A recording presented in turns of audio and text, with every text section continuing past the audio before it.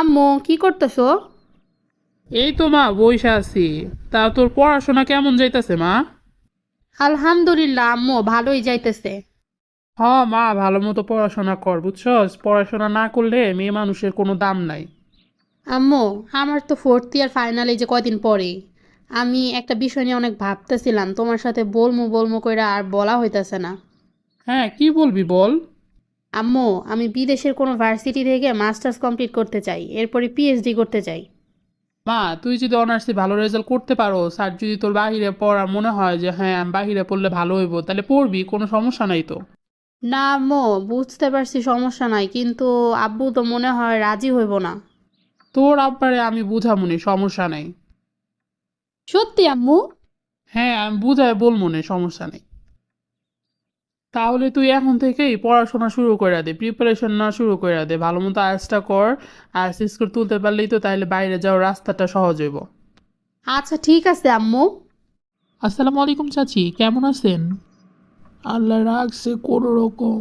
তা তোগো কি খবর? এই তো চাচি, আলহামদুলিল্লাহ সব কিছু মিলায় ভালোই আছি। তা শুনলাম তোর মাইয়া নাকি বিদেশ যাইব পড়াশোনা করতে। হ্যাঁ চাচি, ও তো অনেক ভালো ছাত্রী, জানেনই আপনারা। ও চাইতেছে বাহিরে যেয়ে বাকি পড়াশোনাটা কমপ্লিট করব।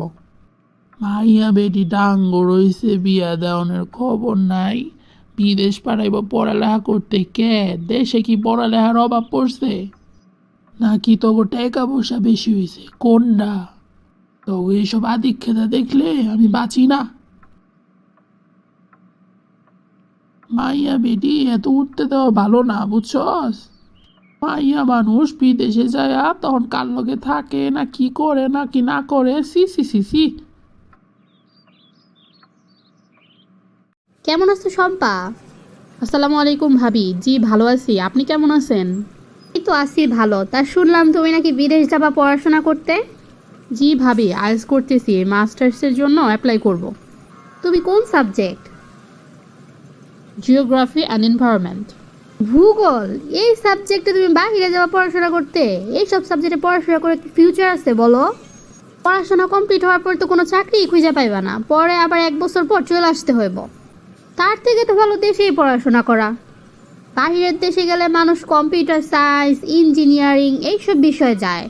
এই ভূগোল টুগোল এইসবে পড়ে কি কোনো লাভ আছে? এইসবের কোনো ফিউচার নাই। বাংলাদেশেই তো এইসবের কোনো চাকরি নেই, আর বিদেশে তোমার কে চাকরি দিব এইসব বিষয়ে? আচ্ছা ঠিক আছে, থাকো, আমি যাই। যাইও, বাসায় বেড়াতে যাও, বেড়ায় এসো। ঠিক আছে ভাবি, আপনিও আইসেন আমাদের বাসায়। কি রে মা, এখানে একা একা দাঁড়ায় আসছ যে? না মা, এমনি মনটা একটু ভালো না, এই জন্য একটু বাইরে এসে দাঁড়ায় আসছিলাম। কি হইছে, তোর মন খারাপ কেন? আজকে আমার কলেজ থেকে আসার সময় শেফালি ভাবির সাথে দেখা হয়েছিল। ভাবি তো অনেকগুলা কথা বললো, ভাবির কথাগুলো শুই না, আমার কেমন জানি অনেক অসহায় লাগতেছে নিজেরে। কি বলছে শেফালি তোরে? শেফালি ভাবি বলতেছে যে এই সাবজেক্টে আমি যাবো, এই সাবজেক্টে তো কোনো চাকরি বাকরি নাই।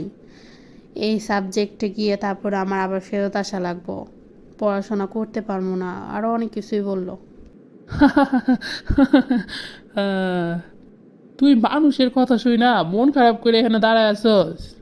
কোনো মানুষ যখন দেখে যে তার উপরে মানুষ উঠতেছে, তখন সেই মানুষটা এগুলা সহ্য করতে পারে না, বুঝছস মা? আর মানুষ যখন মানুষের ভালো সহ্য করতে পারে না, তখন ঠিক এইভাবেই মানুষ মানুষের ভাঙা দেওয়ার চেষ্টা করে। তুই যদি এখন ভাঙা পড়স, নিজের প্রতি আত্মবিশ্বাস হারায় ফেলস, তাহলে তো তুই আর কিছু করতে পারবি না মা। জীবনে সাকসেস হইতে গেলে অনেক প্রতিবন্ধকতা আসবো, অনেক প্রতিবন্ধকতা পার কইরা তারপরে সাকসেস হওয়া লাগে। সাকসেস জিনিসটা পাওয়া এত সহজ না মা। আমরা যদি 2-3 দিন বাসায় নাও খায় থাকি, কেউ কি আসবো আমাদের খোঁজ নিতে? কিন্তু দেখ, যেই শুনছে তুই বিদেশ যাবি, তাদের সবার মাথায় বাস পড়ে গেছে। সবাই একদম আইসা আইসা জিজ্ঞাসা করতেছে, বলতেছে যে মেয়ে বড় হয়েছে, মেয়েরে বিয়ে দেন, কি দরকার বিদেশ যাওয়ার, বিদেশ গেলে মেয়ে খারাপ হয়ে যাবো, আরও কত কিছু। আমি তো কারো কথা পাত্তেই দিই নেই, তুই কিসের জন্য এগুলো নিয়ে মন খারাপ করে এখানে দাঁড়ায় আছস?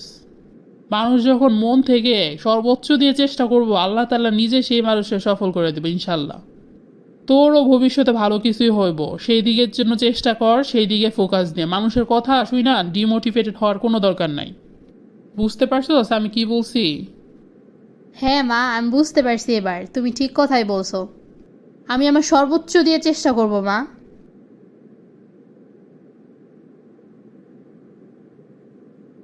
ধন্যবাদ মা তোমারে, তুমি না থাকলে হয়তো আমি এই সব কিছু ওভারকাম করতে পারতাম না। ধন্যবাদ মা। প্রিয় বন্ধুরা, আপনারা লাইক, কমেন্ট ও শেয়ার করে আমাদের পাশে থাকুন। আপনাদের একটি লাইক ও কমেন্ট আমাদের নতুন ভিডিও বানাতে অনেক উৎসাহ যোগায়।